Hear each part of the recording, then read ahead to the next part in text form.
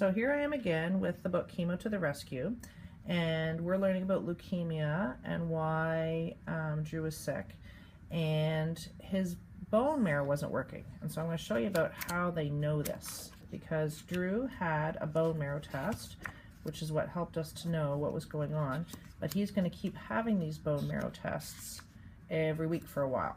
So that's what this part's about. So when you have a bone marrow test, you go to sleep, but not like you do at night. They use anesthesia. Today I'll be given a special medicine called anesthesia. This medicine will help me fall asleep. While I am sleeping, the doctor will check my bone marrow. Now it's time to go. I ride down the hall in my bed. We even go on the elevator. And for Drew's first bone marrow test, he got to walk down because he was feeling well enough. The lady with the funny green hat puts a light on my finger. Then I can choose a sticker. And next comes an injection that makes me fall asleep. I count 1, 2, 3, 4, and then I fall asleep. Just like that. After short sleep, I wake up hungry for lunch. I'm hungry, let's eat. And so what happens is that the doctor looks at the bone marrow and sees what's going on with all these parts of the blood. And the first time he did it, that's how he decided that he had leukemia.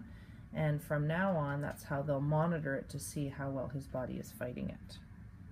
Now, Drew will have to have blood tests very often. So blood tests.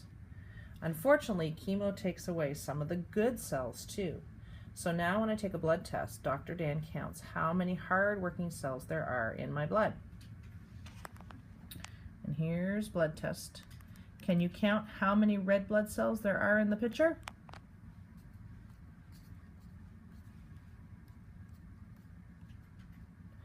What would happen if you didn't have enough red blood cells? Do you remember what I told you Drew looked like? What was happening to him? That's a clue for that one. Now count the platelets. Do you remember what the platelets do? That's why he was bruised. He didn't have nosebleeds, but sometimes people with leukemia have nosebleeds, or their gums bleed when they brush their teeth, or their boo-boos bleed really badly because they don't have enough platelets. How many white cells do you see? What would happen if you have a low white blood count? Remember, they're the fighters. They fight off infection. So what happens in your body if it can't fight infection? I bet you remember. If my red blood count is too low, Dr. Dan will give me extra blood. Sometimes I will need extra platelets too. And then, because his blood is not well, we're also going to have to keep track of Drew when he's here at the hospital, but also when he comes home.